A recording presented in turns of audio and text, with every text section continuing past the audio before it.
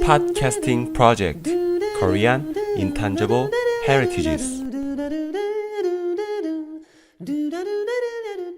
Hello, my name is Hyunmo An and I'm a Seogang University student. This is a project assigned by Sang-kyung Kim, who is professor of my English practice class. And I want to introduce about Korean intangible cultural heritage to foreigners. If you are not a Korean, I'd like to give you a question. Have you ever been in Korea? How do you feel about Korea?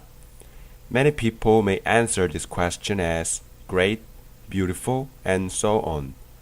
However, some people seem to have dissatisfaction about their trip. They say Korean people are always busy. They are always saying 빨리 hurry up. There's nothing to enjoy in Korea. Do you agree with this?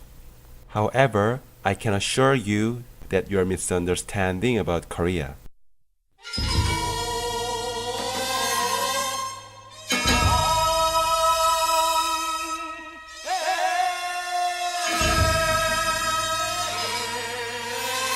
Korea has been one of the countries that are aware of the way to enjoy its life since the ancient.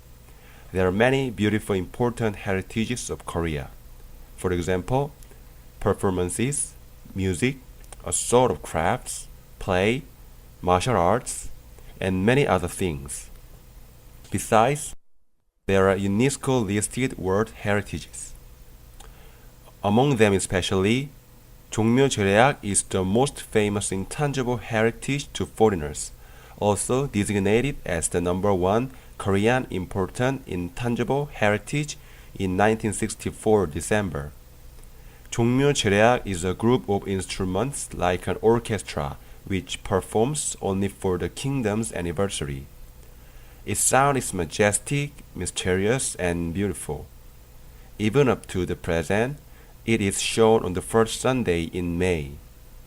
If you want to see the grand performance in real, you can go to 종묘 near 종로 3가 subway station.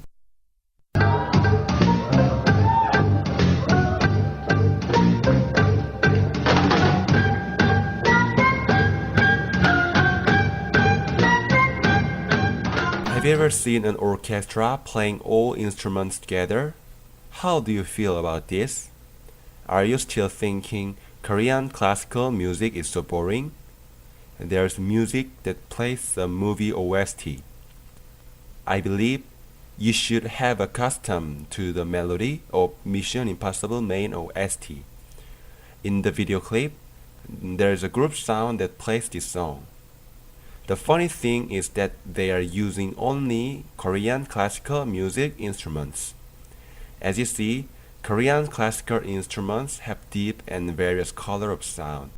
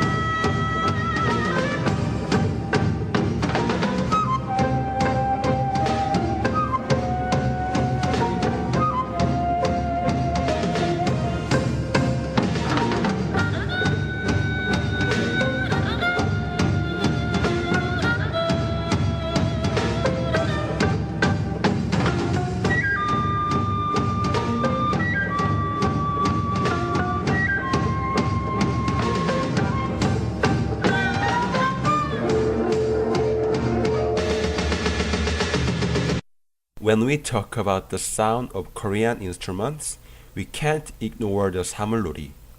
사물놀이 is like a group sound band made by 4 instruments. The reason that the band's name is 사물놀이 is because it's made by 4 instruments. In Korean, 사 means 4 and 물 is 4 materials. And the 4 materials include 갱가리, 징, 장구, and 북. Their sounds are similar to those of drums. To help you understand, please imagine the whole set of drums. Puk is like kick drums.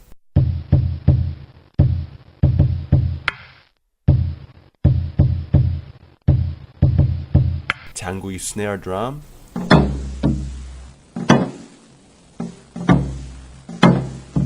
Jing is crash.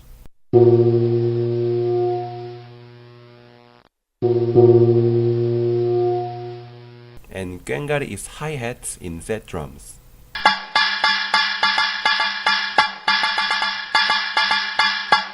When the four materials meet, they give us astonishing and fresh sound.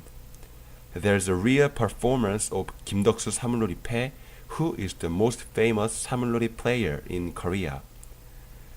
They have performed in Washington, D.C.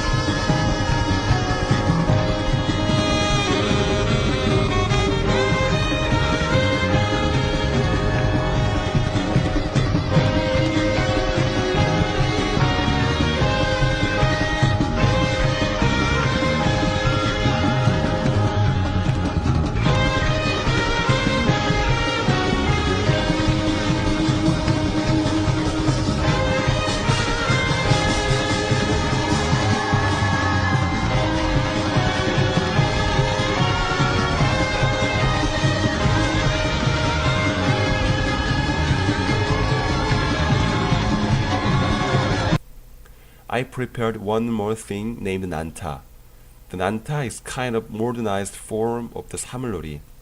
It's very famous and has performed periodically in their 5 exclusive playhouses, including in New York City. If you don't know the 2 performances at all, please just enjoy the exciting performance.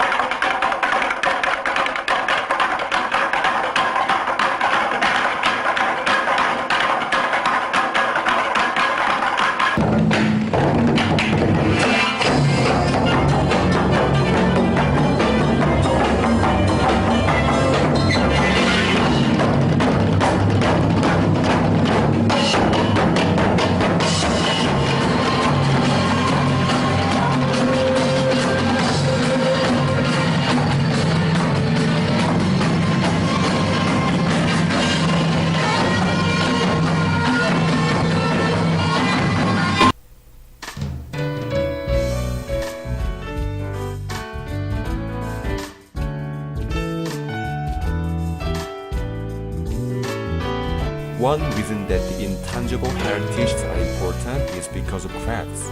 Since the past, when people felt the needs, they made the crafts. The crafts also form human lifestyle and trend. For example, in the case of Korea, 장죽 is like a snuff that only high classes can use. It's a trend in high classes levels and indicates grace or authority. And do you know 은장도? It's normally known as women's, and at the same time, it has the meaning of purity. However, it's an accessory for upper class, especially men. Originally, it means respect. If you are interested in these crafts, I recommend visiting 인사동. Here is the information about Korea Classic Craft Exhibition Ceremony, opened in 2009. Have you ever seen the movie The King and the Clown in Korean 왕의 남자?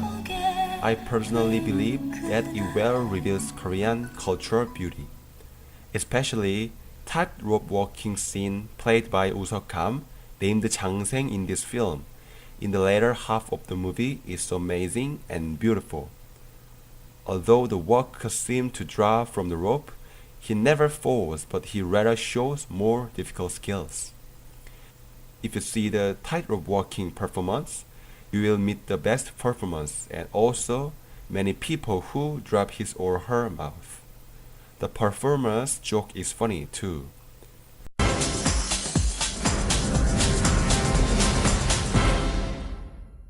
He says he loves his life walking on tightropes and thinks of himself as a clown. Once he steps on a tightrope and starts to wave his fan, he feels a thrill inside, something he can feel nowhere else. That's why he can never quit 줄타기. 아직까지는 줄에 올라가기 전까지는 그 설레이는 그 긴장감, 그 굉장한 스트레스예요. 근데 어느 순간에 그게 재밌다는 즐기요. 나는 그냥 줄에 나란 권원태라는 인물은 없고 어림산의 인물에서 그냥 관객들에게 최선을 다하는 그런 희열을 한 번씩 느낄 때가 있죠. 근데 내 몸은 내게 아니라 이 우리나라 전통 문화를 좋아하고 사랑하시는 분의 하나의 나는 재주를 부리는 광대일 뿐이다. It's been over 30 years since Master Kwon Won-tae started walking on tightropes.